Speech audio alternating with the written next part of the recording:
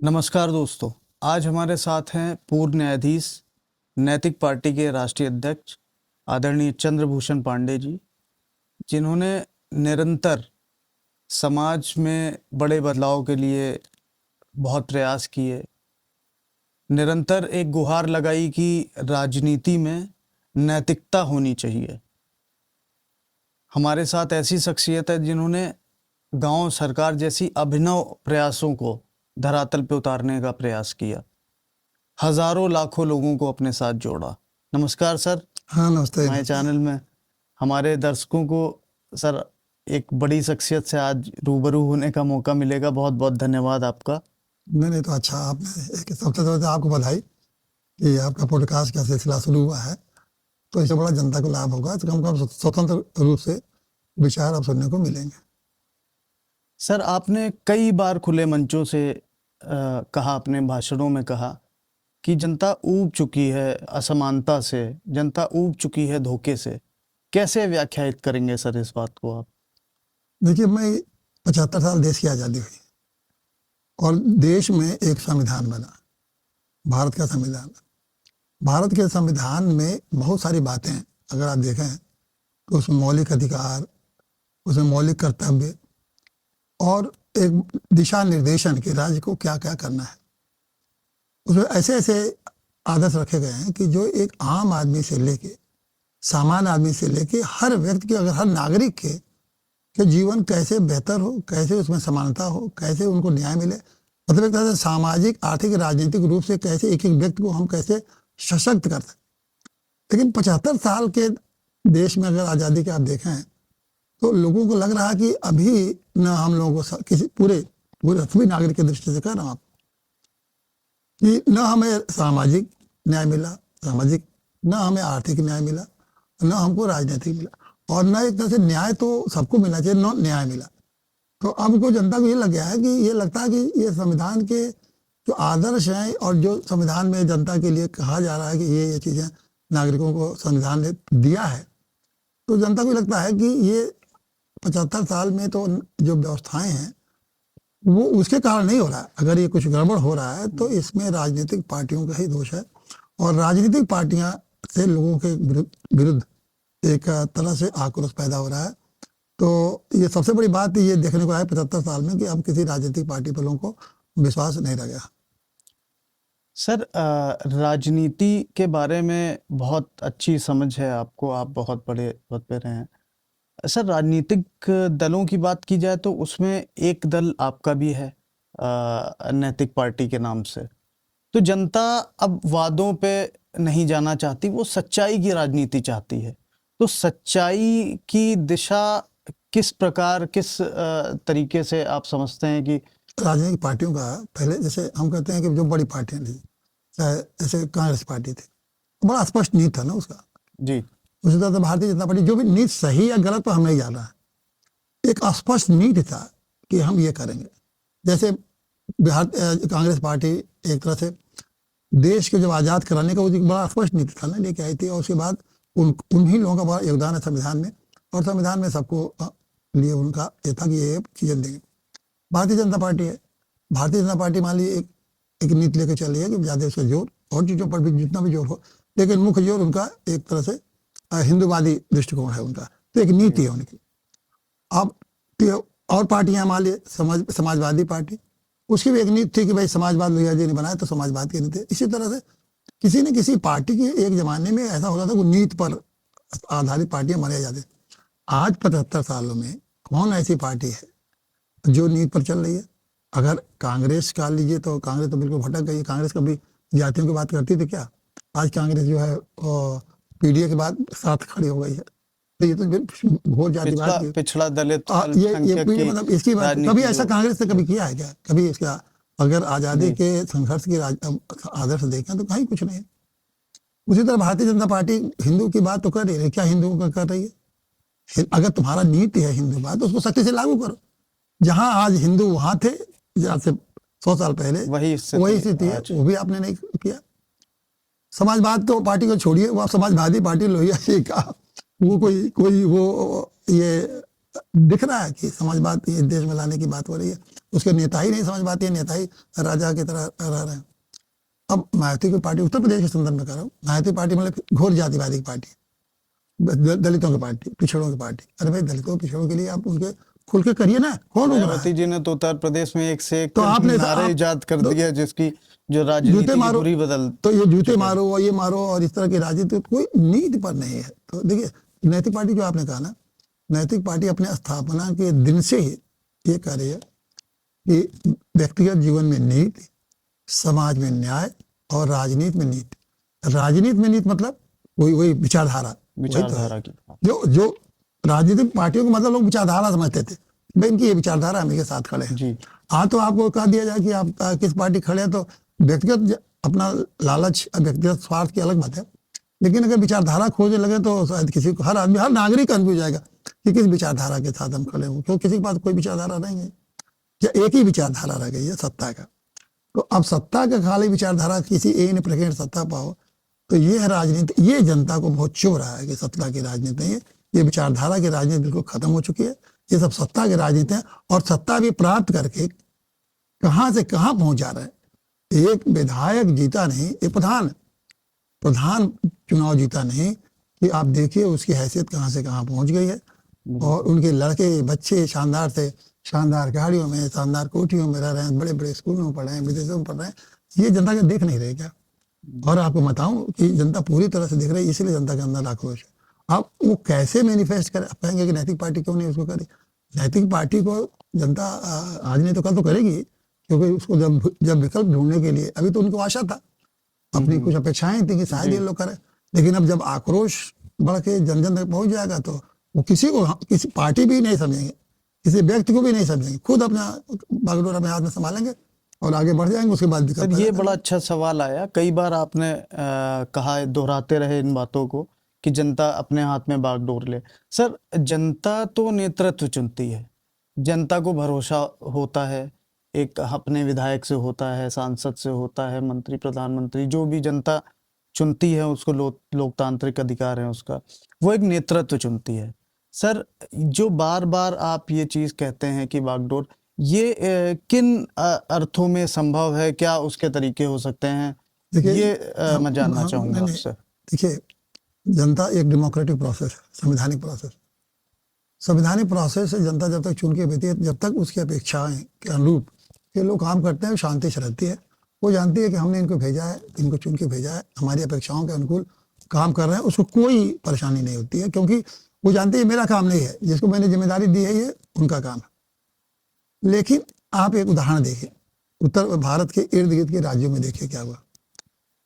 आप पहले बंगाल में, ये बांग्लादेश में देखिए, जनता की जो अपेक्षाएं थी, जब उन्होंने देखा कि नहीं पूरी हो रही है, वहां भी आरक्षण का मुद्दा बहुत पहले आया, बाद में जो भी परिस्थितियां आम चीजों में जुड़ गई, तो उस आरक्षण के मुद्दे पर लोगों को इतना, वहां के यूथ को गुस्सा आया कि उन्होंने उस मुद्दे को लेके फिर तमाम जनता की अपेक्षाएं हो गई, और देखिए सारी सत्ता को उन्होंने बाहर कर दिया, और उन जनता ने खुद अपना वो नेता नहीं चुना, उसी जब आंदोलन में शुरू किया, तो उसी आंदोलन से तमाम नेता प्रकट हो गए और उस नेताओं ने सत्ता को बाहर कर दिया। उसके बाद देखें, सबसे बड़ा हमारा पड़ोसी देश है नेपाल। नेपाल में तो लोगों ने कहा कि भाई उन्होंने क्या देखा जाए, केवल जो गुस्सा उनका शुरुआती गुस्सा दो बातों पर, कि उनके जो नेता है, एक तो उन्होंने इतने साल में देश में जब से संविधान बना 12, 13, 14 पता नहीं याद नहीं है, प्रधानमंत्री बदलते चले गए, तो समझ कई प्रधानमंत्री 15-16 बदल गए। तो अब बताइए, जब से राजा हटा उसके बाद 15-16 प्रधानमंत्री बन गए, तो लोगों ने ये समझा कि भैया ये प्रधानमंत्री सत्ता क्यों बदल रही, इन्होंने क्या बदला क्या। और सारे प्रधानमंत्रियों के बच्चे, नेपाल जैसे गरीब देश में सारे नेताओं के बच्चे विदेशों में पढ़ रहे हैं, ठाट बाट चला रहे हैं, बड़ी बड़ी पार्टियों में आ रहे हैं, बड़ी बड़ी गाड़ियों में आ रहे हैं। तो क्या जनता देख रहे? फिर जब देखा उन्होंने, गुस्सा है वहां है, जैसे मैंने आक्रोश तो वो था, फिर जब वो आक्रोश जगा तो फिर देखिए बहुत सारे मुद्दे जुड़ गए। तो वहां भी हुआ, जब आप अपने, उसके हम नहीं जा रहे लंका में या अन्य देशों की बात कर रहे हैं, बल्कि दुनिया भर के देशों में जनता की अपेक्षाओं के जब राजनीतिक लोग नहीं हो रहे हैं, तो उनके अंदर गुस्सा है। ये हम सवाल नहीं है कि किस गुस्सा का में कौन है, लेकिन लोगों में गुस्सा देश भर में, यहाँ तक अमेरिका में भी लोग गुस्सा का इजहार करने लगे हैं। जैसे कि अमेरिका में तो सुना नहीं जाता था कि जनता अपना गुस्से का इजहार सड़कों पर आके कर रही है, हमें क्या करें तो ये जो गुस्सा है नेताओं के प्रति, तो अब जनता में जब आएगा तो कुछ भी हो सकता है, किसी भी रूप में आ सकता है। जब जनता खड़ी होगी तो मान लीजिए किसी मुद्दे पे, आरक्षण जैसे बहुत महत्वपूर्ण मुद्दे को उठाया सर आपने। आरक्षण, शिक्षा, स्वास्थ्य, ऐसे महत्वपूर्ण मुद्दों पे राजनीतिक दलों को लेकर अक्सर कटाक्ष रहता है। आप सर न्यायाधीश रहे हैं, बहुत ही ज़्यादा सम्मानित पद है सर। आपके हिसाब से क्या प्रस्ताव या क्या सुधार की गुंजाइश है? किस प्रकार देश के युवा भी इन मुद्दों से उबर सकते हैं? अक्सर देखा जाता है कि चर्चाओं का बाजार गर्म रहता है इन मुद्दों को लेकर। देखिए, आरक्षण एक ऐसा मुद्दा है कि जब देश आज़ाद हुआ तो ये आया कि ये एक तरह से वंचित लोगों के लिए, जो समाज में वंचित लोग हैं, लागू किया गया। भले वो जाति ना लागू है, लेकिन समाज में जो वंचित हैं, जो सुविधाओं के हर तरह के अभाव है, जिनके पास अभाव है, एकदम जिनके अभाव पास था, संसाधन अभाव नहीं था, है, कोई संसाधन नहीं था, उनके लिए लागू हुआ। और जनता को बहुत ज्यादा उसके लिए कोई किसी को नाराजगी नहीं थी। और आरक्षण में एक व्यवस्था जैसे भी लागू हुआ कि वंचितों को 50% वंचितों के लिए दे देंगे और 50% हम उनके लिए, हम मेरिट नहीं देखेंगे 50% लोगों के लिए। मेरिट का महत्व नहीं है वहाँ, मेरा महत्व है कि अधिक से अधिक वंचित लोगों को उसमें हम शामिल किया जाना चाहिए। और दूसरा लगा कि भाई 50% हम जो भर्ती करेंगे नौकरियों में, वो हम प्योरली मेरिट के हिसाब से करेंगे, ताकि ये हमारा ही कर्तव्य है कि वंचित लोगों को भी उठाना हमारी है, और हमको ये हमारा ही कर्तव्य है देश का कि हम मेरिट को भी, बड़ा अच्छा बैलेंस था कि 50% मेरिट और 50% वंचितों को उठाएं। लेकिन 75 साल में देखा क्या लोगों ने? देखा ये कि जो ये वंचितों के लिए राजनीति हो रही है, वो वंचितों को नहीं मिल रहा है। वंचितों को वो सब वो नहीं को मिल रहा है जिनके पास बड़ी बड़ी कोठियां हैं, IAS अफसर हैं, बड़े बड़े लोग हैं, विदेशों में उनके लड़के पढ़े, वो तो आरक्षण पा। इसके लाभार्थी वो भी दिखाई देते हैं जो पहले से लाभ ले चुके हैं। मतलब वही ये बात दो लोगों ने देखा तो उनको गुस्सा है। अब दूसरा वो तो क्या चल रहा है, 50% से संतुष्टि नहीं है, अब वो कह रहे हैं कि 85% लेंगे। 85 अब 85 अभी देखा नहीं उन्होंने मध्य प्रदेश में, ये उन्होंने कहा कि हम 75% देंगे। 75% और होड़ लगी हुई है हर जातियों की, हमको आरक्षण दिया जाए। तो आरक्षण जब दिया जाएगा तो 50 से आगे ही तो बढ़ेगा, 50 तो बढ़ चुका है। तो ये जब आरक्षण बढ़ेगा तो 50% मेरिट ही, तो उससे जो देश का नौजवानों जो मेरिट पे मेहनत करके आगे बढ़ रहे हैं, तो उन्हीं को तो आप, मेरिटोरियस लड़कों को आप उनका गर्दन काटेंगे, उनको मौके से हटाएंगे, तभी तो उन लोगों को देंगे। तो कहा भाई वंचितों को दीजिए, इस पर हमें आपत्ति नहीं, लेकिन जो मेरिटोरियस है उनकी भी एक सीमा के अंदर तो 50% में तो कम से कम। और सुप्रीम कोर्ट ने भी इस सिद्धांत को माना। इंदिरा साहनी एक केस था, उन्होंने होल्ड कर दिया कि भाई ठीक है, देश चलेगा, हमको वंचितों को भी आगे बढ़ाना है, और मेरिट वो भी नहीं है। अगर मेरिट नहीं रहेगा तो आपको ये पॉडकास्ट की मशीन मेरिटोरियस बच्चे ही तो तैयार किए होंगे। बिल्कुल, चाहे दुनिया में आप इतने लोग हैं, आज इतने बड़े हमारे इस देश में हमारी जो लड़ाइयों के बड़े बड़े इंस्ट्रूमेंट हैं, जिसके अंदर मेरिट होगा, जात की बात नहीं है, जो मेरिटोरियस होंगे वही तो तैयार करेंगे। आरक्षण तो जाति बड़े बड़े रिसर्च हैं, बड़े बड़े गरीबी देख के वंचित, मेरा ऐसा मानना हाँ ये लेता वंचित वर्ग को मिलना चाहिए, चाहे वो किसी उसका। राइट, अब वो आए तो अब उस पर लोगों को आक्रोश हुआ कि भाई अब वंचितों को तो दे नहीं रहे। तो जब वंचितों को दे नहीं रहे हैं तो फिर तो ये सिस्टम को, वर्तमान व्यवस्था में, तो खत्म करिए। अब इन्होंने क्या किया, राजनीतिक पार्टियों ने इसको अपना बना लिया, राजनीति की वो अपना बेस, कि हम जितने जातियों को उसमें लाएंगे उतना ही मेरा वोट बैंक बनेगा। ये भी लोगों को समझ में आया कि ये राजनीतिक पार्टियां इसको वोट बैंक का अपना आसरा बनाई है। उनको इसका मतलब नहीं है कि देश से मेरिट खत्म हो जाए, देश से लोगों को, वंचितों को मिल जाए। वंचितों के नाम पर उन्होंने इसको राजनीति का दिया। अब ये तो कैसे आक्रोश नहीं होगा? तो जो ये आक्रोश है, अब मुझे तो आश्चर्य हो रहा है, इस आक्रोश को सरकार को ध्यान देना चाहिए, और ध्यान देके इसके जो जनता का आक्रोश है उसका एक समाधान खोजना चाहिए कि भाई जो आक्रोश है आपने। लेकिन आश्चर्य की बात है कि राजनारायण सिंह ने, हमारे राजनाथ सिंह जो हमारे पार्लियामेंट में एक दिन उन्होंने बोला कि ये आरक्षण का मामला ये न्यायालय का मामला है, समाज का मामला नहीं है। अब वो न्यायालय में समा है। मोदी जी ने चिल्ला के कहा कि मेरे जीवन काल तक, जब तक मैं जिंदा रहूंगा, आरक्षण नहीं खत्म होगा। और पार्टियां, चाहे कांग्रेस पार्टी हो, समाजवादी पार्टी हो, आरक्षण को अगर छू दिया लोगों ने तो हम उनको, देश में वो हो जाएगा, खून खराबा हो जाएगा। सबको आरक्षण चाहिए, हर राजनीतिक दल को आरक्षण चाहिए, लेकिन इसका निष्कर्ष अब ढूंढने के लिए अब कोई आप अग्रसर निष्कर्ष नहीं देखिए, है। अब ये तो इन्होंने हम बता दिया आक्रोश, लेकिन इसका निष्कर्ष बहुत अच्छा है। एक तो आज जनता मांग कर रही है कि गरीबी के नाम पर आरक्षण दिया जाए, ठीक है, बिल्कुल होना चाहिए नहीं सर, हम उससे गरीबी नहीं के नाम सहमत पर है, मैं नहीं देखता नहीं हूँ। उसमें भी देखिए गरीबी के नाम पर सहमत होना है, ये जो है ना, देखिए उसमें एक बहुत बड़ा दोष है जी। कि गरीबी के नाम पर आरक्षण देंगे, उसको कुछ समझ नहीं रहा है, ये बड़ा लुभावना लगता है। अच्छा। हाँ, ये गरीबी के नाम पर देना है।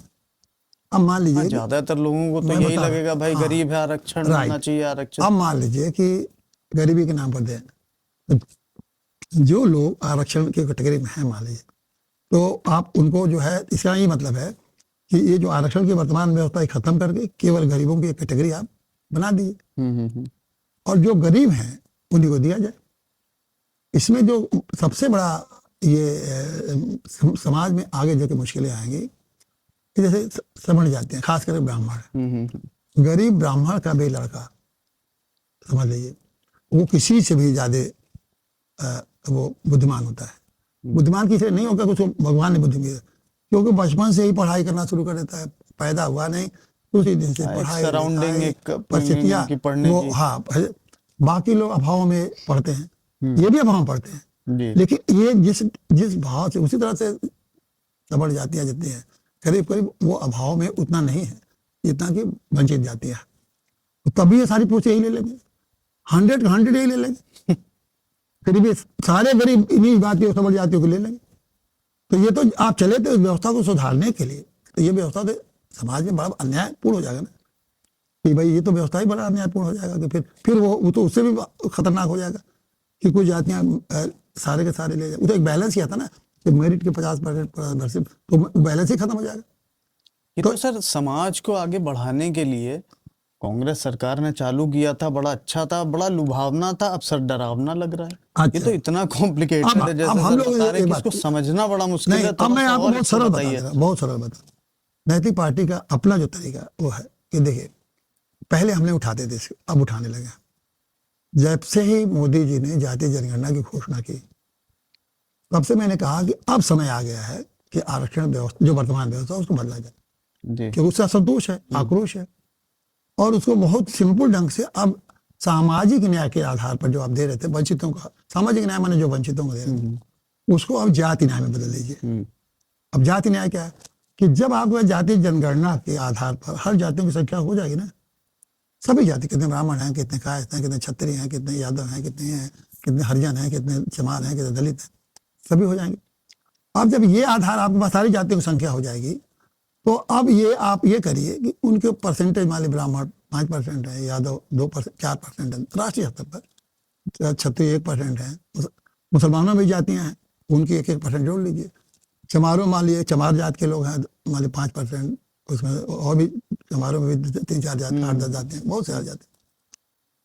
सबको अब आप सामाजिक न्याय वाला छोड़िए, पिछड़े और दलित का हमेशा हमेशा भूल जाइए। अब जितनी जातियां नौकरी आई जातियों के परसेंटेज के हिसाब से आप बांट दी। अब मैं आपको एक बात, किसी ने आज तक इस पर ध्यान नहीं दिया कि ये जो ग्रुप बना है ना, ये पिछड़ों की और दलितों की, पिछड़ों का ग्रुप में कितने हैं? पिछड़ों के ग्रुप में 79 जातियां हैं, 79 जातियां, 79 जातियां, और दलितों के कैटेगरी में वो अनुसूचित जाति जनजाति इसमें 61। अब बताइए देश इतना तो इतनी जातियां अगर तो सबको मिलना चाहिए था ना, सबको मिलना चाहिए। तो लेकिन अब पिछड़ों में किसको मिल रहा है? यादव को मिल रहा है, कुर्मी को मिल रहा है, ये और इसी से ऊपर के जातियां जितनी हैं, तो 5-7 जाति इसमें मिल रहा है। अनुसूचित जातियों में किसको मिल रहा है? उसमें आप चमार को मिल रहा है, और जाटों को मिल रहा है, और वाल्मीकि को मिल रहा है, 4-5 जाति बाकी जाति। आप ही बताइए कि ये है कि बंजारा की जाति, यही चंद पिछड़ा जात क्या है? बंजारे को कोई मिल रहा है नौकरी? कहीं जोड़ा है कि बंजारा डिस्ट्रिक्ट मजिस्ट्रेट हो गया, बंजारा MLA हो गया, वो तो बहुत प्रताड़ित है, वो दूर तो तक वर्ग नहीं है, है, बहुत दूर तक नहीं है, पिछड़ा। तो आप ये कौन सा न्याय, सामाजिक न्याय कर रहे हैं? ये वास्तव में पिछड़े जो है अपने ही जातियों का 5-6 जातियां मिलकर पिछड़े 79 में से 75 जातियों को शोषण कर रही हैं, और अनुसूचित जातियों में तो 5-6 जातियां अपने ही 61 जातियों के 55-60 जातियों बहुत का। बड़ी बात और बताइए। ये जनता समझ चुकी के है। बाद तो अब कौन सा आपके माध्यम से और जिनको नहीं पता होगा जनता को पता चल जाएगा कि इतनी बारीकियत से भी अच्छा, उन जातियों का क्या वो नागरिक नहीं जाति। है? अच्छा, दूसरी बड़ा रोचक बात आपको बताऊं, मुलायम सिंह, चाहे मुलायम सिंह मरण नहीं, यादव तो ये चाहते हैं कि हम ब्राह्मणों के बराबर हो जाए, लेकिन यादव डूम के बराबर होने की बात करते हैं क्या? नहीं। डूम, चमार डूम के बराबर होने की बात कर रहे हैं। सब चाह रहे हैं ब्राह्मण के जाए। ये सामाजिक न्याय है। सामाजिक न्याय ये है कि सभी लोग बराबर। तो नैतिक पार्टी का कहना है कि भाई अब ये नहीं चलेगा, ये बिल्कुल आरक्षण, ये हमारा तो जाति, संविधान भी सर समानता की बात करता है, संविधान एक एक व्यक्ति की और समानता एक एक जात की महत्व की बात करता है। की समाज ने और जाति, हर आदमी संविधान की बात करता है, लेकिन संविधान उसका एक बार पालन मजेदार आपने ढंग से छेड़ कोई- दिया। संविधान ने जाति को इनकार नहीं किया है। संविधान ने जाति की मान्यता दी है और वो चाहता है कि जाति के रूप में भी आगे बढ़े आप और व्यक्ति के रूप में आगे बढ़े। जाति के रूप में भी आप सम्मानित हो, व्यक्ति के रूप में भी सम्मानित हो। नहीं तो संविधान में कई जगह जाति की बात आई कि जाति के आधार पर कोई भेदभाव नहीं होना चाहिए। अगर जातियों को मान्यता नहीं देता संविधान, तो ये क्यों कहता कि जाति के आधार पर भेदभाव नहीं होना चाहिए? तो मान्यता दिया कि नहीं दिया? मान्यता तो अनुसूचित जाति की बात करता है तो मान्यता दिया कि नहीं दिया? और भी बहुत जगहों पर किया। संविधान ये चाहता है और कि मौलिक अधिकार में कहा गया है कि व्यक्ति के रूप में भी आप उत्कर्ष प्राप्त करिए और समाज के और लोगों के ग्रुप के रूप में भी आप उत्कर्ष प्राप्त करें। मतलब व्यक्ति माने चंद्रभूषण पांडे अपने भी आगे बढ़े, अपने ब्राह्मण समाज को या यादव अपने खुद यादव समाज को। तो संविधान ने तो मान्यता, लेकिन कहा आगे बढ़े और देश को आगे बढ़ाइए। नैतिक जिम्मेदारी भी है। हाँ, बहुत सारी है। तो अब आप हम सिंपल कहते हैं आप जातियों के आधार पर जाति न्याय करिए। जाति न्याय का मतलब जाति आवंटन, हर जात को उसकी संख्या के आधार पर बांट दीजिए, किसी को अपना दिक्कत नहीं होगी।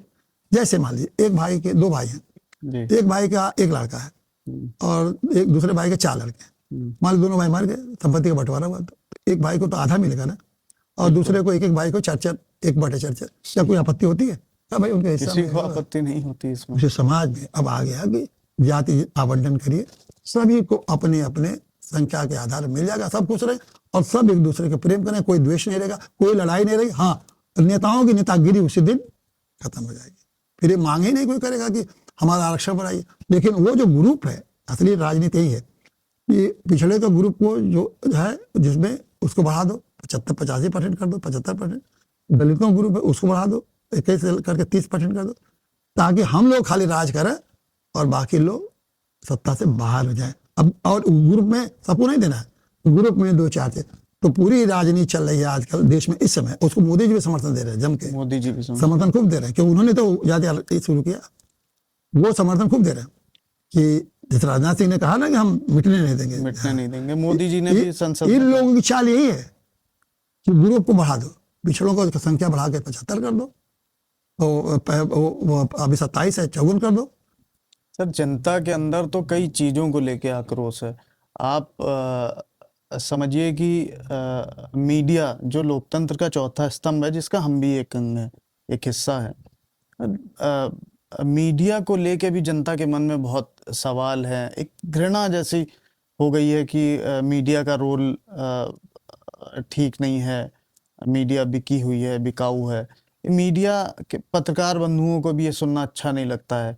सर, आपको क्या लगता है कि ये मीडिया की जो एक क्रेडिबिलिटी थी वो कैसे पुनर्स्थापित हो सकती देश है? में वो ऐसा इतना ज्वलित क्यों है? आप बताइए, जब देश की आज़ादी की लड़ाई लड़ रहे थे, कितना मुश्किल टाइम था कि कोई चीज छाप नहीं सकते थे और जनता की आकांक्षा थी कि देश को आजाद होना है, यही आकांक्षा थी। बिल्कुल बिल्कुल। तो उस मुश्किल टाइम में भी मीडिया ने आज़ादी की लहर पैदा करने में जहां भी मौका मिलता था कभी उन्होंने छोड़ा नहीं। बड़े बड़े कुर्बानी करके, जेल खा के, विद्यार्थी जी इलाहाबाद कानपुर का आपने सुना ही है कि उन्होंने किस तरह से बहुत लोगों ने बहुत संघर्ष, हाँ, बहुत अंडरग्राउंड प्रेस खोल के पर्चा बांट के मीडिया ने अपना काम किया। बहुत आज भी मीडिया से हम क्या अपेक्षा करते हैं कि मीडिया से यह है कि जो मेरा आक्रोश है, जनता का जो आक्रोश है, वो चाहते हैं कि मीडिया उस आक्रोश को लोगों के सामने प्रस्तुत करे, यही तो चाहते हैं ना। आप ही बताइए कि इतने दिनों से हम अपनी बात कर रहे हैं, अभी हम किसी मीडिया आप हमारे भले पॉडकास्ट पे करके ये बात को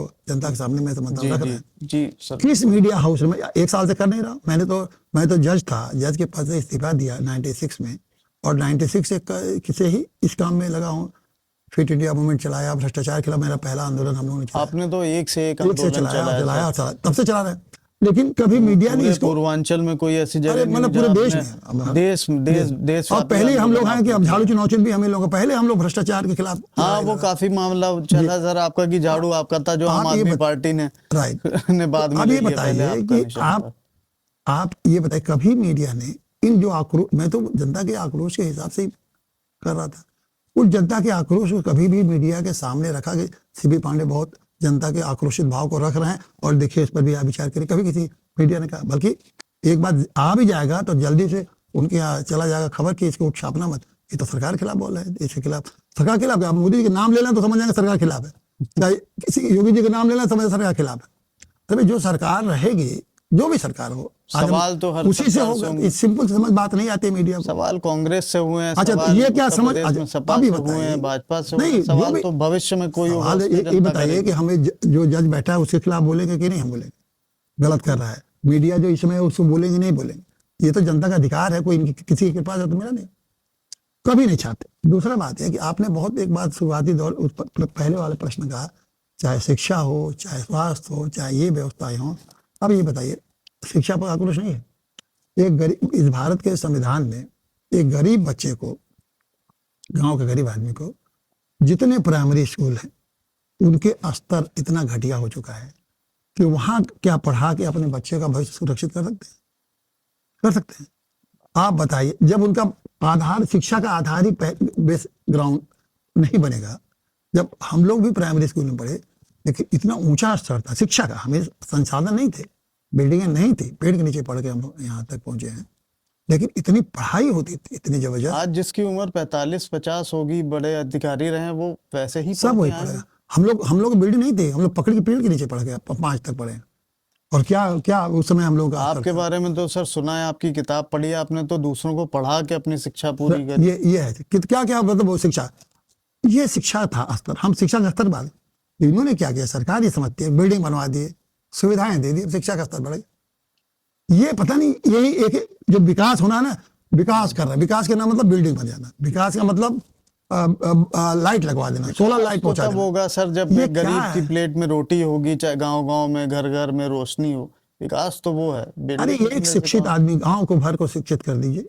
शिक्षित का मतलब खाली पढ़ाई नहीं, स्किल कर। आपका सर गांव सरकार वाला जो कॉन्सेप्ट है, पढ़ा मैंने, वो बहुत ही ज्यादा, अगर वो कॉन्सेप्ट लागू हो जाए देश भर में तो पूरा देश बदल जाएगा। सारा उसमें ये सारी बातें मुझे आप ये लगता है बताइए, हर आदमी अगर गांव का स्किल्ड हो गया, हुनर जिसको कहते हैं, हर आदमी हुनर हो गया, तो वो क्या बैठा रहेगा? हुनर क्या क्रिएट करती है? क्रिएटिविटी। आज इतने लोगों को जब हुनर आया तभी तो यहाँ एक क्रिएशन हो रहा है कि नहीं हो रहा है? बिल्कुल। गांव के साथ पहले कोई, हमको, मैंने तो बचपन में देखा है, कोई आदमी ऐसा नहीं था जो हुनरवान नहीं था।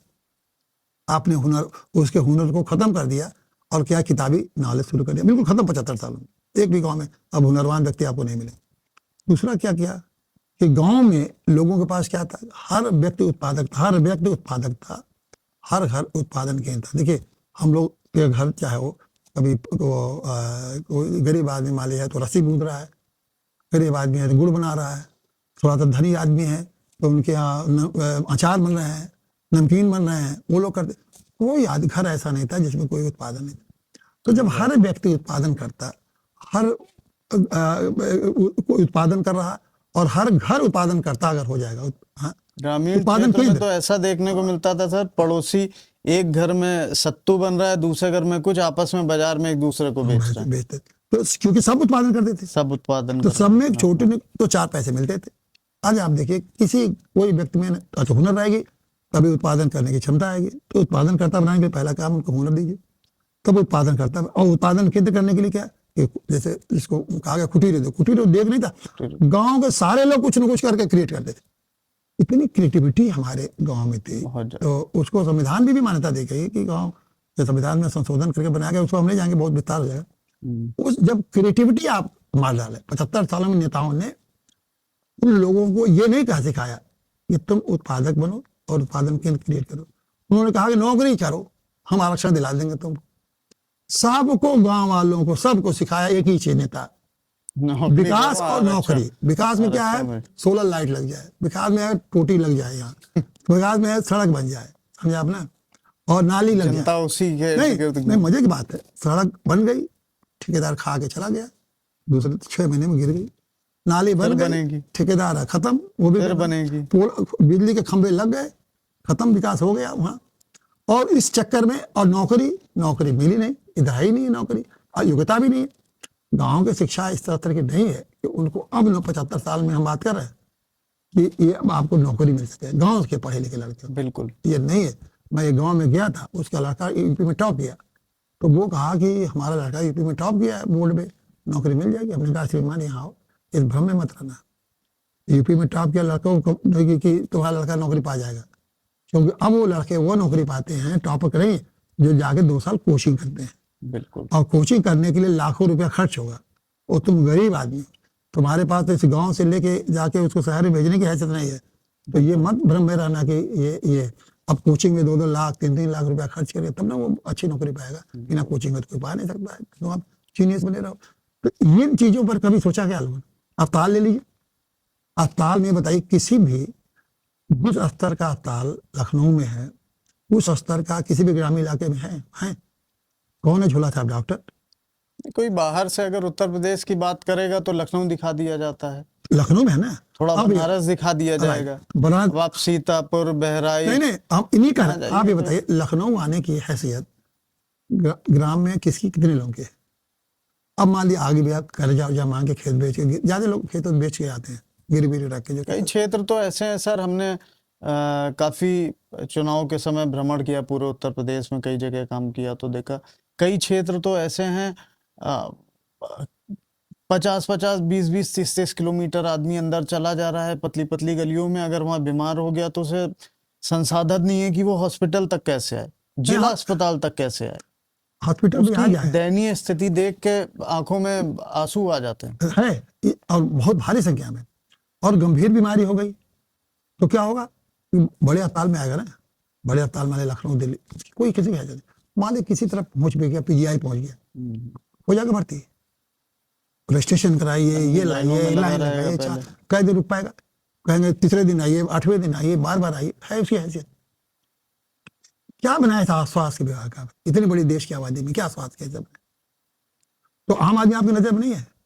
आरक्षण की बड़ी चिंता है, लेकिन शिक्षा की चिंता नहीं है, स्वास्थ्य की चिंता नहीं है, नौजवानों को हुनरवान बनाने की चिंता नहीं है, उत्पादन केंद्र गांव को घर घर को उत्पादन की चिंता नहीं, सिर्फ आरक्षण की। सर हम लोग लगातार हर मुद्दे पे बात कर रहे हैं, कहीं कभी आरक्षण की बात हो रही है, शिक्षा की हो रही है, स्वास्थ्य की हो रही है।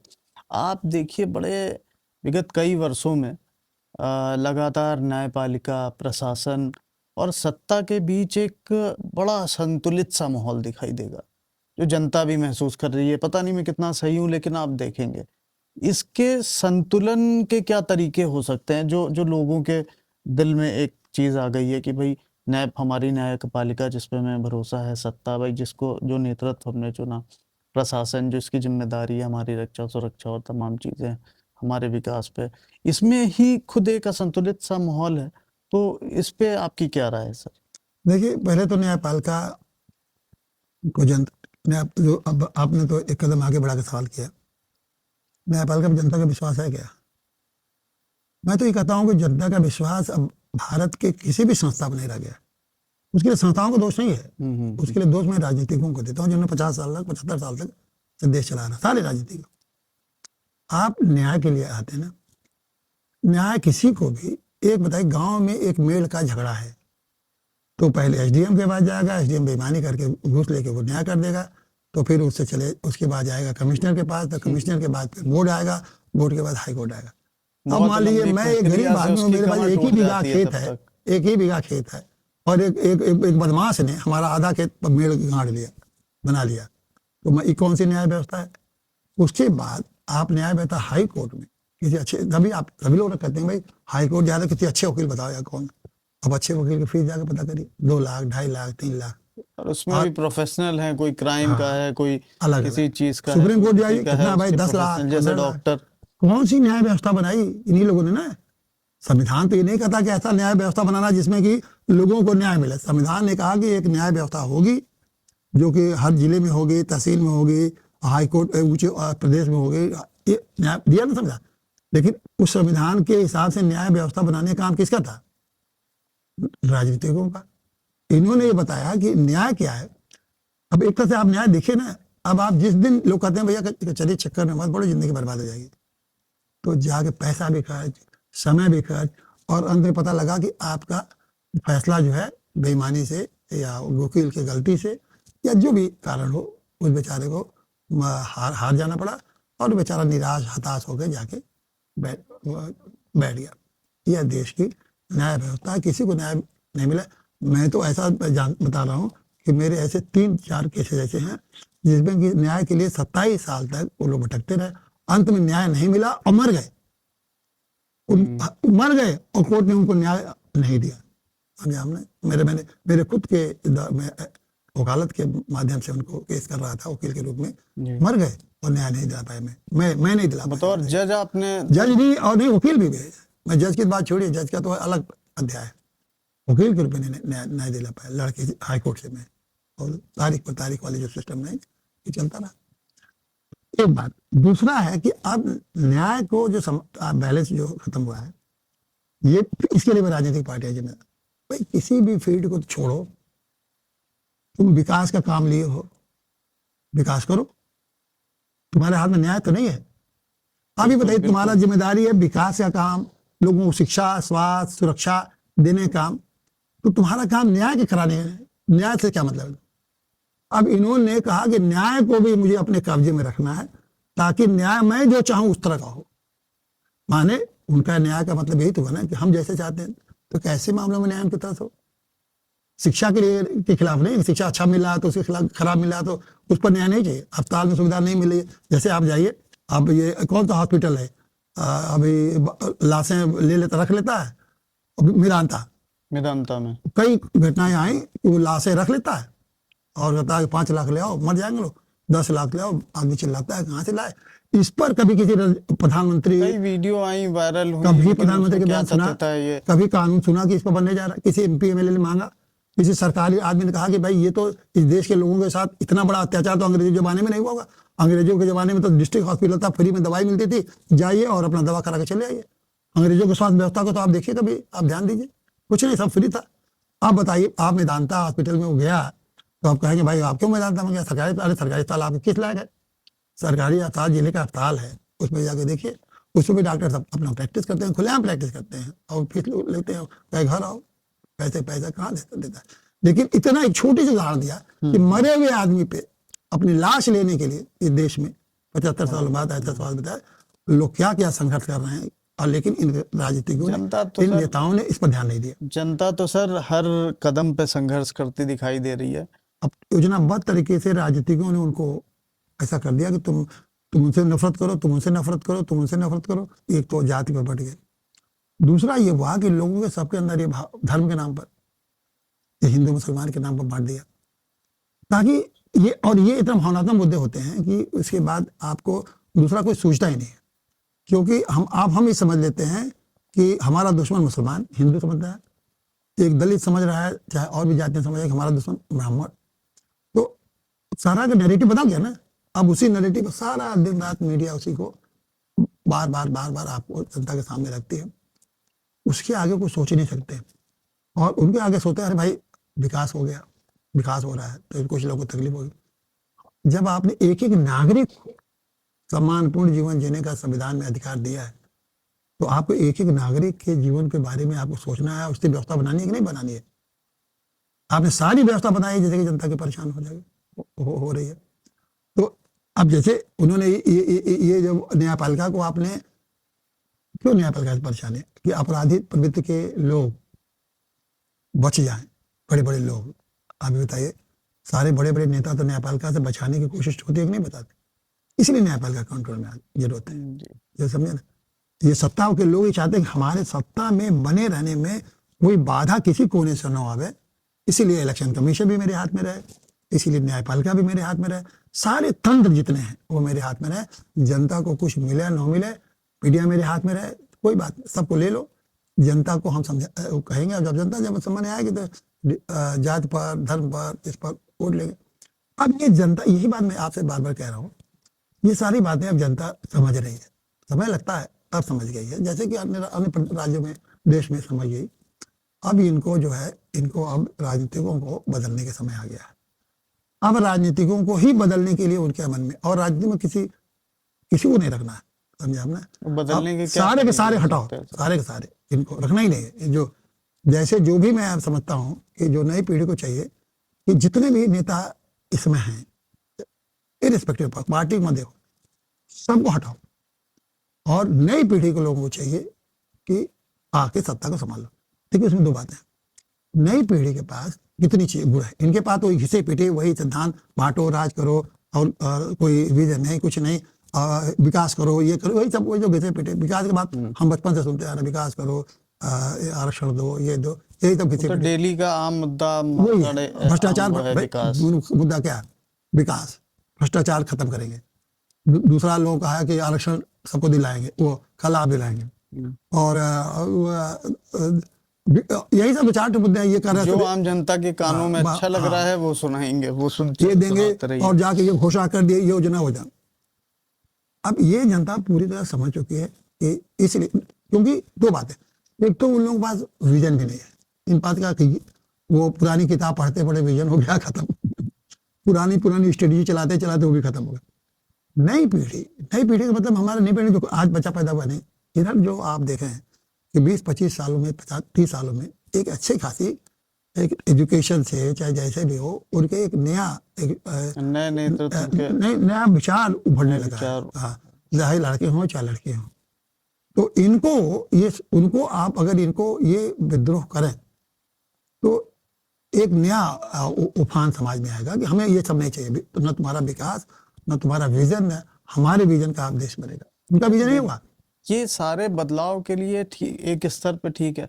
आपने कहा जैसे पहले गोरखपुर विश्वविद्यालय हो गया, बनारस हिंदू यूनिवर्सिटी हो गई, लखनऊ विश्वविद्यालय हो गया, यहाँ पे युवाओं के बीच में जब कोई बदलाव होना होता था तो एक सिंपल होता, आंदोलन से रास्ता तय करेंगे।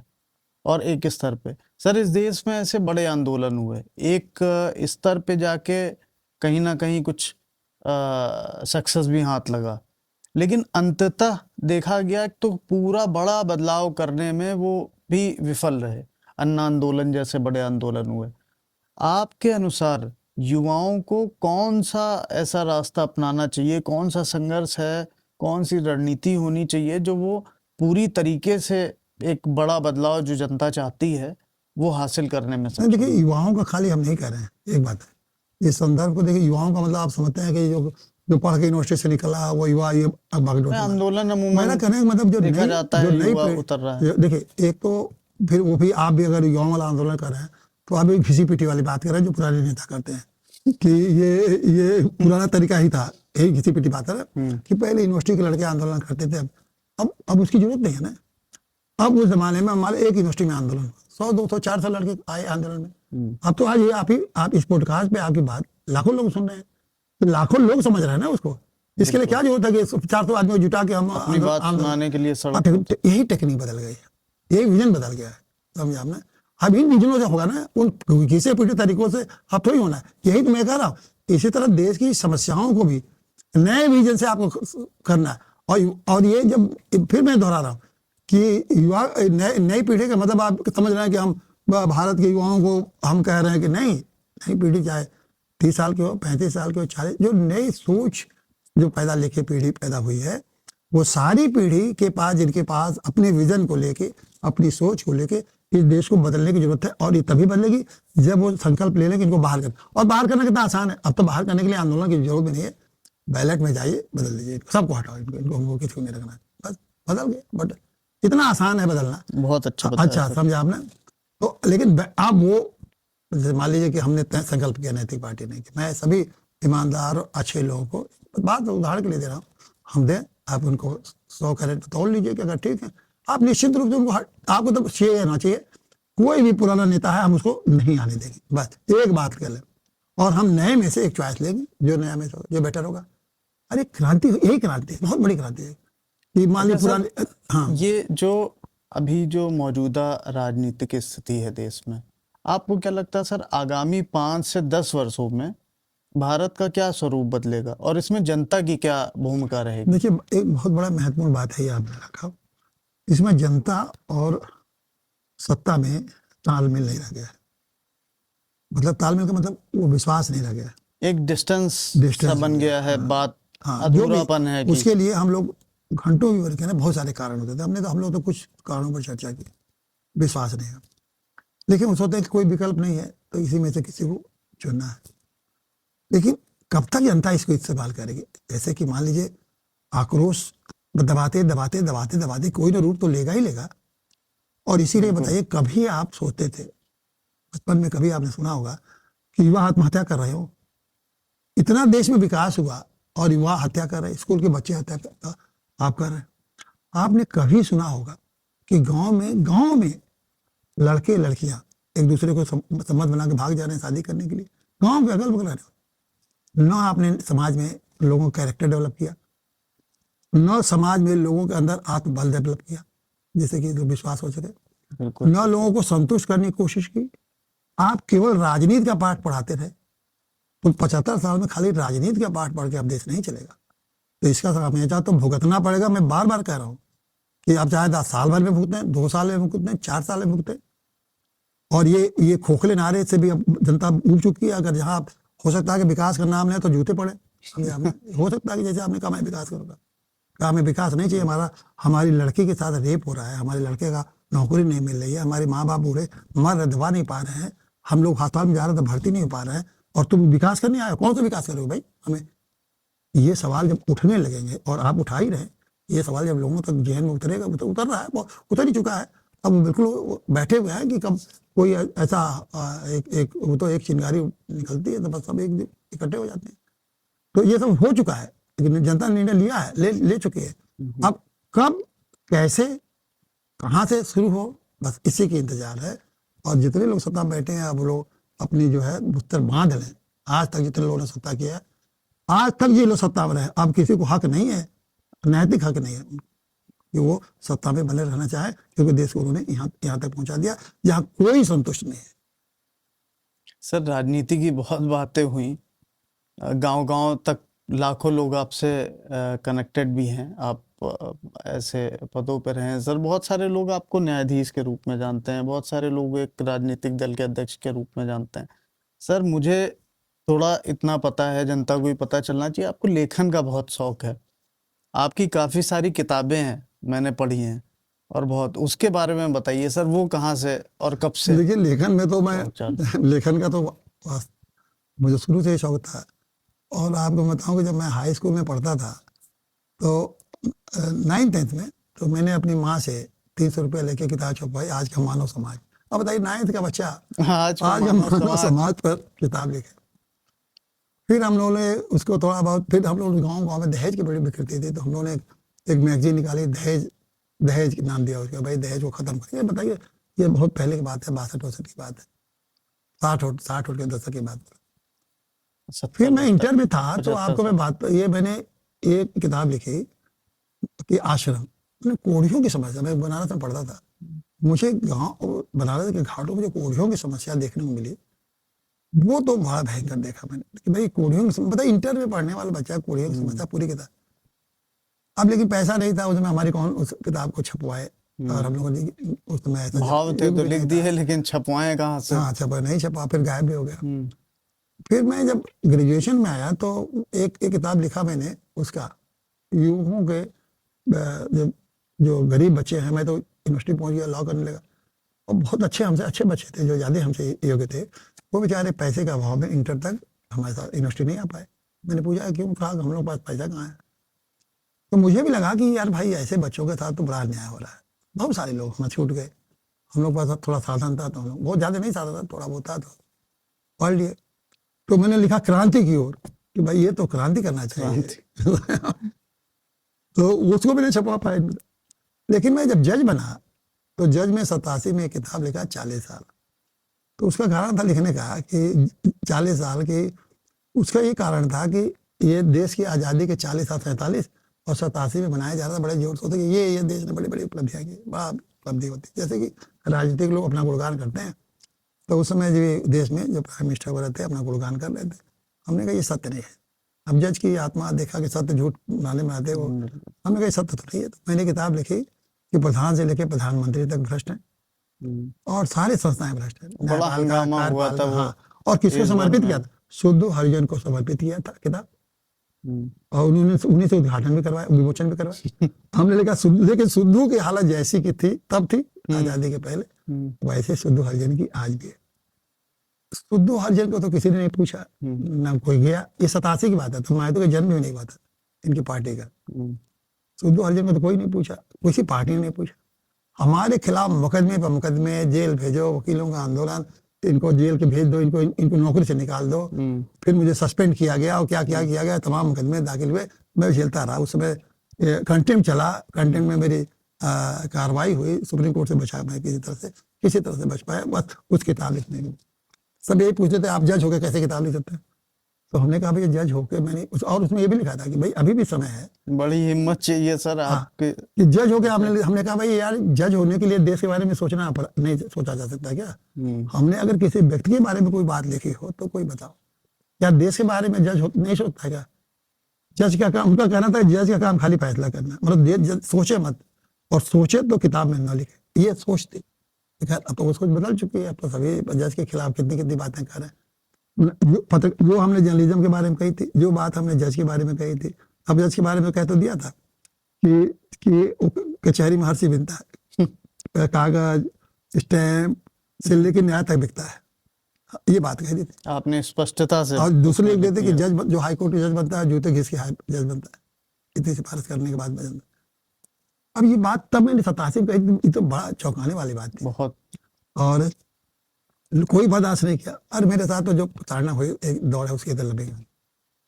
फिर मैंने बहुत सारे और किताबें लिखी और उस किताबें जो रिसेंट किताबें मैंने लिखी 75 साल, एक विमोचन अभी हाल फिलहाल में ये 75 साल में मैंने सारा यही बात जो आज हम लोग चर्चा कर रहे हैं कि भाई 75 साल में देश कहाँ से कहाँ पहुंचा, आखिर भी इस 75 सालों में हमारा क्या ड्यूटी थी, जो हमारे संविधान के लक्ष्य हैं हमें। बल्कि मैंने प्रधानमंत्री जब 75वें साल में प्रधानमंत्री लाल किले पर भाषण दे रहे थे, उसका भी मैंने जिक्र किताब में किया कि प्रधानमंत्री को जब 75वें साल में, तो भी किया किताब में लिखा है कि 75वें साल में जब प्रधानमंत्री लाल किले से भाषण करें तो ये बताएं कि 75 साल में देश कहाँ से कहाँ पहुंचा। इस संदर्भ में जो हमारे संविधान के लक्ष्य थे उसको पूरा करने में हमारा देश कहाँ तक सफल रहा। आप यह याद है आपको, प्रधानमंत्री ने एक शब्द भी नहीं कहा कि 75 साल में संविधान की चर्चा के हिसाब से कि मैं कहा बोला हमारी पार्टी ने ये किया, उन्होंने ये किया, मैंने ये किया।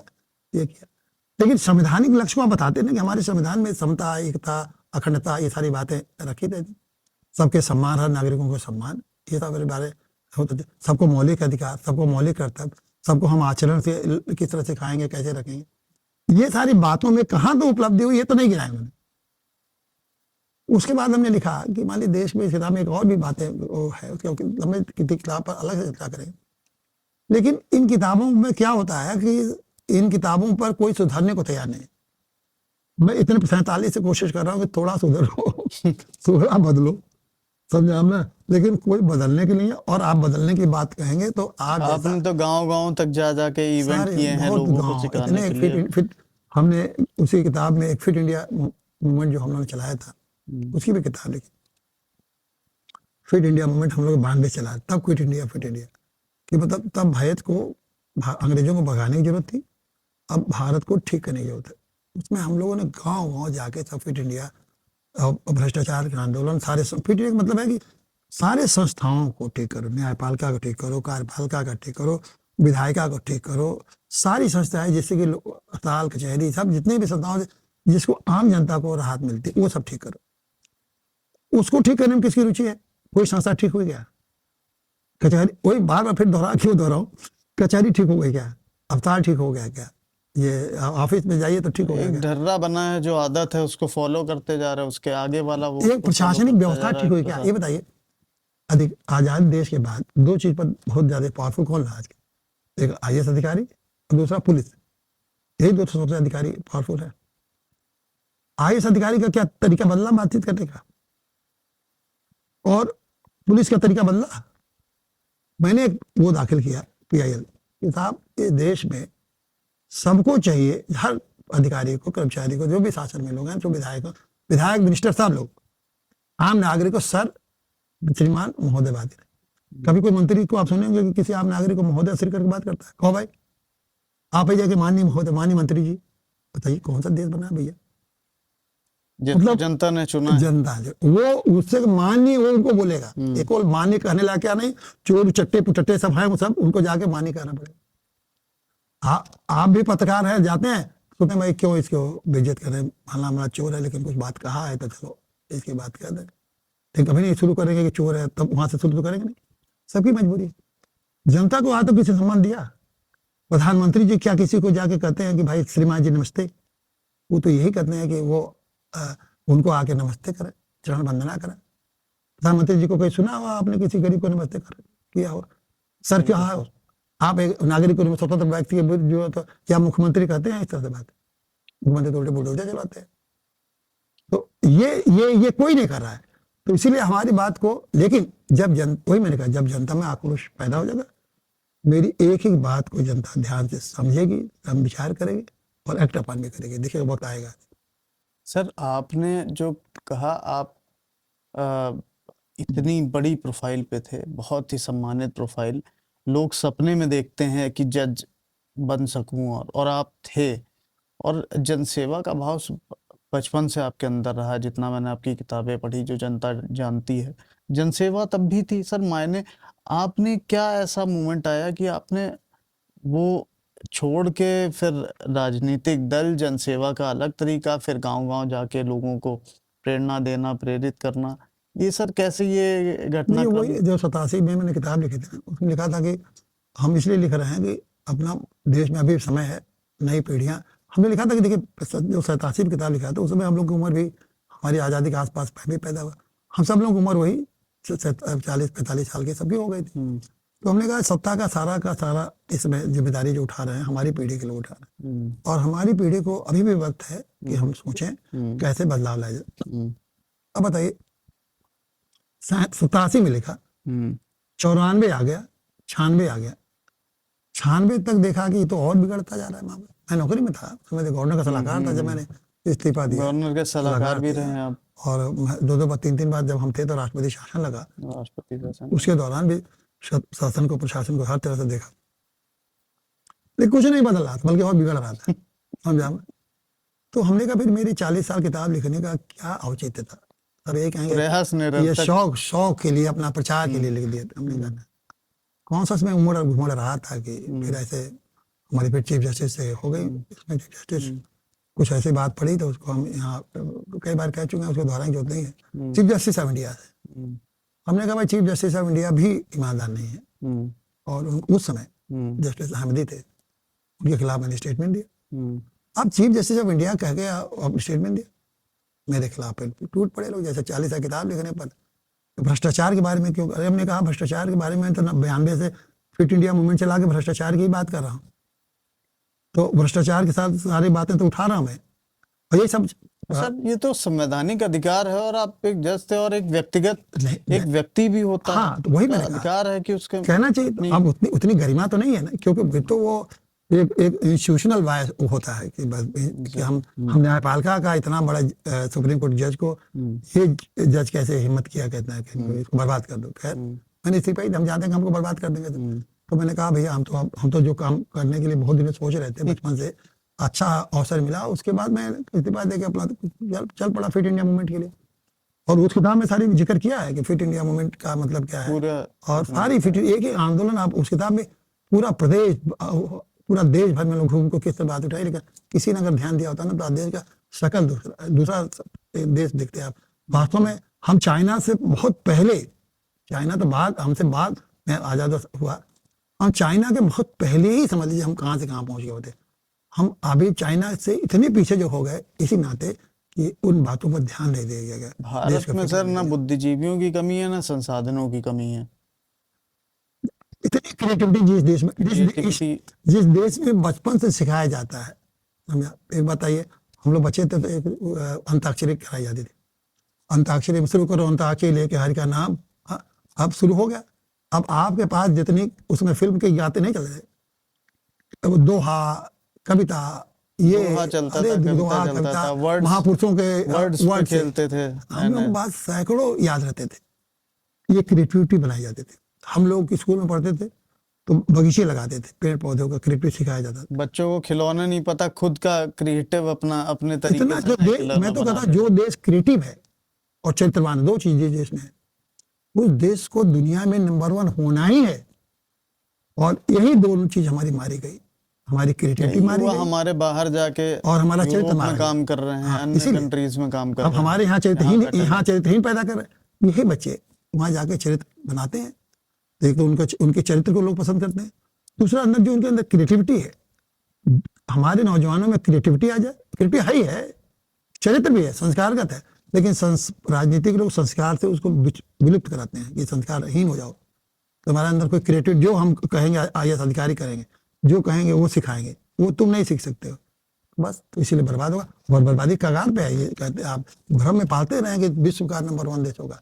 क्या विश्व का नंबर देश होगा? आप पूरा गांव तो सफाया कर दिए कुछ गांव में, रहा ही नहीं, खाली शहर लेके अब विश्व का नंबर 1 चलाते रहिए, विश्व का नंबर 1। बहुत अच्छा लगा सर बात करके। अंत में मैं ये चाहूँगा कि लाखों लोगों तक आपने फिजिकली तो जाके अलग अलग तरीके से लोगों को प्रेरित किया, प्रोत्साहित किया। हम चाहेंगे हमारे चैनल के माध्यम से भी आप युवाओं को कोई प्रेरणा दीजिए कि किस तरीके से वो आगे बढ़ सकते हैं अपने जीवन में, उनको क्या चीज़ें अपनानी चाहिए, कौन सी विचारधारा फॉलो करनी चाहिए। देखिए, बहुत महत्वपूर्ण बात है। सबसे पहले तो मैं कहूँगा कि हमारे देश में जो संविधान है ना, वो संवैधानिक नैतिकता है। उसमें सब चीज़ नहीं संविधान है, मैं कहता हूँ फॉलो करो। संविधान में एक संवैधानिक नैतिकता का, हम 5000 साल पहले क्या हुआ है देश में, अब कोई महत्व नहीं है, उस पर चर्चा करने की जरूरत नहीं है कि कैसा समाज था, क्या था।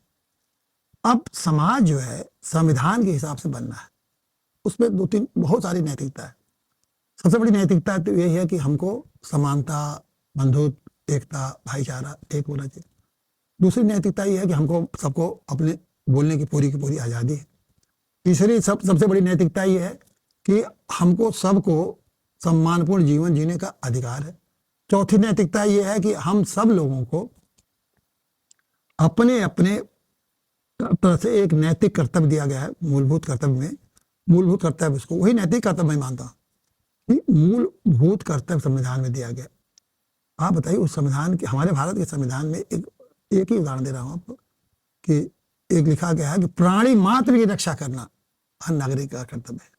कितनी बड़ी नैतिकता है, कितना बड़ा स्पिरिचुअलिज्म, मात्र की रक्षा करना, कितना बड़ा स्पिरिचुअलिज्म है, आध्यात्मिकता है, कितनी बड़ी नैतिकता है, ये करिए। तो हमारे सारे युवकों को तो संविधान के इन आदर्शों के अपना आत्मसात करना चाहिए। ये स्वार्थी नेताओं, सत्तालोलुप नेताओं के चक्कर में, उनकी बातों में नहीं पड़ना चाहिए, नंबर 1। दूसरा ये है कि हमारा देश कि हमारा ये अगर देश की आप देखें परंपरा, तो उसमें ये है कि हर आदमी अपने आप में ब्रह्म है। ब्रह्म का मतलब ये है कि ब्रह्म का ये मतलब है कि उसी में अपार शक्ति है, उसमें जाति धर्म का कोई भेद नहीं। ब्रह्म में ये पार शक्ति है, हर एक व्यक्ति में इतनी अपार शक्ति है, उसको अपने आदर्शों के हिसाब से विकसित करो। उसे किसी नेता का गाइडेंस लेने की जरूरत नहीं है, किसी नेता की राय लेने की जरूरत नहीं है, उसके अंदर है। और उसके लिए हमारी चीजें, हजारों चीजें बताई गई हैं, अपने को विकसित करें। तीसरी बात यह है कि इस देश को वो लक्ष्य रखे कि हमें इस देश को दुनिया में सर्वश्रेष्ठ बनाना है। तो जब ये लक्ष्य रखेगा तो अपना चारित्रिक विकास इतना जबरदस्त करेगा वो हर आदमी, क्यों फिर समझ जाएगा कि हमें देश को बनाना है। तो ये नहीं सोचेगा कि हमारे बगल वाला कैसा है, हमारे कहा भाई हमें देश को आगे बढ़ाना है, हमें देश का, क्योंकि भारत जब है तभी अपने पूर्वजों का, आज की पीढ़ी या नौजवान पीढ़ी अपने पूर्वजों का कर्ज पूरा करेगी। क्योंकि यह देश नंबर 1 था, विश्व का गुरु था, का मतलब था कि विश्व में सारे, विश्व गुरु का मतलब यह है कि दुनिया के सारे लोग चाहते थे कि आप भारत की तरफ पहुंच जाए, भारत से सीख लें, भारत का तकनीक सीख लें, भारत का व्यवसाय सीख लें, भारत का उद्योग सीख लें, भारत के लोगों का गुण सीख लें। ये सिखाने की होता है, ये नहीं नंबर 1 के मतलब एक झंडा बना दें, एक मूर्ति लगा दें, सबसे दुनिया में जब इतनी ऊंची मूर्ति ना हो किसी पास तो विश्व गुरु बन गए। यही तो हो रहा है ना, बड़ी बड़ी मूर्तियां लग रही हैं, बड़े बड़े। एक आदमी को, एक बात मैं आपको बताऊं, यही एकमात्र बात समझ, आपको मैं कहूं एक गांव में जाइए और 10 करोड़ रुपए दे रहा हूं, आप ये करिए कि गांव के लोगों को बदल दीजिए। अगर एक काम ये दूं और दूसरा कहेगा गांव का विकास करिए, तो आप जाएंगे 10 करोड़ रुपया लेके, 10 करोड़ रुपया जाके जाएंगे, एक भी आदमी को बदल नहीं पाएंगे 10 करोड़ रुपया। लेकिन 10 करोड़ रुपया से गांव का इतना विकास कर देंगे, हम आप ना, चमचमा जाएगा गांव, सड़क, बिजली, पानी, लेकिन एक आदमी नहीं बदल पाएंगे। एक आदमी को बदलने के लिए वो मानसिकता, विचारधारा, स्कूल से लेके, स्कूल, परिवार, ये वो सब लेके उसको विकसित जब करेंगे, वो हमारा देश है। एक एक आदमी को हम उत्थान करते हैं, उत्थान की बात करिए, विकास की नहीं। और हम लोगों ने इसीलिए कि कहा कि हमारी हमारी पार्टी का बड़ा भारी उद्देश्य है कि माँ के गर्भ से शमशान तक हम व्यक्ति के अधिकारों, व्यक्ति के सारी जरूरतों का अधिकार, संवैधानिक कानूनी अधिकार देंगे, ताकि उसे किसी के सामने, किसी नेता के सामने हाथ ना उसको फैलाना पड़े कि किसी नेता के सामने जाके हाथ फैला रहा है। उसका अधिकार है, हमें मिलना चाहिए, व्यक्ति का उत्थान होगा। अब जब व्यक्ति को उत्थान करने के लिए पूरा आप उसको अवसर, सुविधा और अधिकार दे देंगे तो बढ़ नहीं जाएगा क्या? और जब बढ़ जाएगा देश क्या? देश कोई कोई नक्शा थोड़ी ना, एक व्यक्ति से फिर समाज, सब एक व्यक्ति जोड़ के ही हो जाएंगे हम दुनिया के बाद कौन मुकाबला कर पाएगा हमारे पास? तो ये संदेश है। और नौजवान अब धीरे धीरे समझ रहे हैं और सोशल मीडिया ने काफ़ी इसमें काम किया है। अगर सोशल मीडिया के दो पहलू हैं, एक तो सोशल मीडिया में जो डर्ट है, गंदगी है, उसको अगर किनारे हटा दीजिए, तो सोशल मीडिया का दूसरा पक्ष है कि लोगों को अब समझ में आने लगा है कि हमें 5 साल के इतिहास में नहीं जाना, वर्तमान का कैसा निर्माण करें, इसको सोच के अपने अंदर चारित्रिक विकास करें, अपने अंदर हुनर पैदा करें, अपनी क्रिएटिविटी पैदा करें और देश को आगे बढ़ाएं। आगामी विधानसभा चुनाव में जो उत्तर प्रदेश में होने वाले हैं, सर आपकी पार्टी इतने अच्छे काम कर रही है, विचारधारा एक अलग विचारधारा पे चल रही है, तो उसके लिए भी कोई तैयारी है? प्रयत्न हम सालों से कर रहे हैं, तो 2010 से पार्टी रजिस्टर्ड हुई है, तब से कोशिश कर रहे हैं। लेकिन जब जो लोग आपको अंदर ये जहर डाल दिए हैं, तो वो जहर तो जब तक निकलेगा नहीं। तो अब दिक्कत ये है कि मेरे पास अच्छी बातें तो हैं, लेकिन जहर के निकालने के लिए एंटीडोट कोई नहीं है मेरे पास। जैसे कि आपके अंदर जहर पैदा हुआ, वो एंटीडोट नहीं। अब वो डोट, एंटीडोट आएगा कहाँ से? वो जनता के आक्रोश से आएगा। जैसे जनता में आक्रोश पैदा होगा, फिर वो एंटीडोट शुरू हो जाएगा। फिर ये देखिए एक नहीं टिक पाएंगे, सब गायब हो जाएंगे और फिर हमारी बात सुन लेंगे। आप अपनी फिलहाल बात सुना रहे हैं, संगठित हो जनता, बात सुने आक्रोशित हो, और फिर कोई दूसरे नए विकल्प की ओर जहाँ सोचेगी तहाँ तो उस पर उनको जब नया विकल्प सोचेगी तो सोचेगी नहीं भाई क्या क्या चाहिए हमको, हमारे लिए कौन सोच रहा है, हमारे लिए कौन कर रहा है, हमारे लिए कौन विचार रख रहा है, हमारे लिए कौन व्यवस्था दे सकता है। तो हम जो व्यवस्था दिए है सब तो उन्हीं के लिए है ना। मैं तो समझता हूँ, आज भी मैं कहता था उत्तर प्रदेश में हमने तो हर पहलू पर उनको व्यवस्था दे दी है, तो हमारे अलावा कौन विकल्प बचेगा? सर एक मुझे ध्यान आ रहा है, 2024 में पहली बार मैंने भी ये सुना था, मुझे आश्चर्य हुआ था, और मुझे लगता है कि मेरी तरह करोड़ों लोगों का आश्चर्य होगा। वो क्या कॉन्सेप्ट था सर? ग्राम देवता वाला कुछ आपने मुहिम चलाई थी। देखिए हमारे ये था कि ग्राम को, हमारे यहाँ ग्रामों को सब बांट दिए हैं, और धर्म के नाम पर, जाति के नाम पर। सैकड़ों गांव हैं सर एक क्षेत्र में। तो एक गांव को लीजिए, एक ही गांव में लोगों को बांट दिए हैं। राजनीति ने किया। पहले देश में गरीबी थी, देश में जब हम तो बचपन की बात है ना, देश 47 में आजाद हुआ, मैं भी उसी आसपास जन्म हुआ मेरा। वहाँ गरीबी थी, लेकिन समाज बटा नहीं था, गांव बटा नहीं था। नेताओं ने वोट के लिए सारे बांटे, जाति पहले उन्होंने सबसे बड़ा आसान फार्मूला उन्होंने जाति का लगाया, जात पे बांट दिया। अब हमने कहा ये जाति से बटा रहेगा इस समाज, तो ये तो कभी नहीं आगे बढ़ पाएगा, क्योंकि कभी एक बात पर निर्णय लेंगे नहीं। अब गांव सरकार बन गई और सबको ये हुआ कि भाई हमको आपको फैसला करना अपने भविष्य के बारे में, हम यही कहता हूँ। तो जब बांटे हुए तो एक मत होंगे नहीं किसी बात पर, कोई निर्णय नहीं ले पाएंगे। अब वो जब निर्णय नहीं ले पाते हैं तो ये सब अधिकारी कहते हैं कि वो तो गाँव वाले बिल्कुल मूर्ख है, बेईमान है, भ्रष्ट है, तो अपने निर्णय लेते इनकी। तो जब आप लड़ेंगे आपस में तो तीसरा आदमी आके निर्णय लेगा। जैसे बिल्ली का कहानी नहीं, 2 बिल्ली लड़ रहे थे, तो कुत्ते ने आके उनका सब खा लिया, बिल्लियाँ लड़ती रह गई। वही गाँव का इन्होंने बना दिया। अब जब हमने कहा कि इनको करने के लिए पहले तुम एक गांव में किसी एक देवता, कुछ भगवान का मत बनाओ, किसी ब्रह्म बाबा पहले होते थे, सभी लोग ब्रह्म बाबा के साथ मिट्टी का रख दिया था, सभी लोग जाकर उनको प्रणाम करते थे, शुभ मानते थे, उनका पूजा, अपनी अपनी पूजा तुम करते रहो, लेकिन सब सामूहिक पूजा करो, तो कुछ तो एकता की भावना आएगी। लेकिन अब वो इसके लिए भाई जब तक हम उतने सशक्त नहीं हो जाएंगे तब तक लोगों में इतनी जागृति तो फैला। मैं कुछ गाँव में गया, सहमत भी हुए लोग, लेकिन उसको बार बार उसको सहमत कराना, मतलब किसी पॉइंट पे एकता पैदा करना पड़ेगा ना। जैसे स्कूल की बात करते हैं, स्कूल में पूरा देश एक है, अब साल की बात है, सब पूरा देश बिल्कुल एक है। बिल्कुल सर। लेकिन अब उनको उस बात को, मुद्दा को उठने ही नहीं देंगे चुनाव में। सब वो तो वो उठाएंगे दूसरे दूसरे मुद्दे। गाली गाली का मुद्दा उठ जाता है, चोर डकैती का मुद्दा हो जाता है, क्या क्या मुद्दा उठ जाते हैं, और मीडिया उठ जाता है। इसीलिए मैं कहता हूँ कि मीडिया जो है उन मुद्दों को उठाती है जो वो चाहते हैं, वो मीडिया नहीं उठाती है जो बिल्कुल। जनता चाहती है। बहुत बहुत धन्यवाद सर हमारे साथ जुड़ने के लिए। इतनी बातों में बहुत सारी चीज़ें सीखने समझने को मिली आपसे। बहुत सारे कहे अनकहे पहलू सामने आए, जनता को भी पता चला आपके बारे में। बहुत बहुत धन्यवाद सर जुड़ने धन्यवाद, के लिए। धन्यवाद पांडे और जी। हमारी पूरी टीम की तरफ से आपको शुभकामनाएं कि आप जिस प्रकार समाज को एक अच्छी दिशा में ले जाने के लिए निरंतर प्रयासरत हैं, उसमें सफलताएं हासिल हो। दोस्तों, ये थे हमारे साथ आदरणीय चंद्रभूषण पांडे जी, पूर्व न्यायाधीश और नैतिक पार्टी के राष्ट्रीय अध्यक्ष, जिनके साथ हमने ढेर सारी बातें करी, बहुत सारी चीज़ें सीखने को भी मिली। जल्दी हम ऐसी ही किसी बड़ी शख्सियत से फिर से मुलाकात करेंगे। तब तक के लिए धन्यवाद। नमस्कार।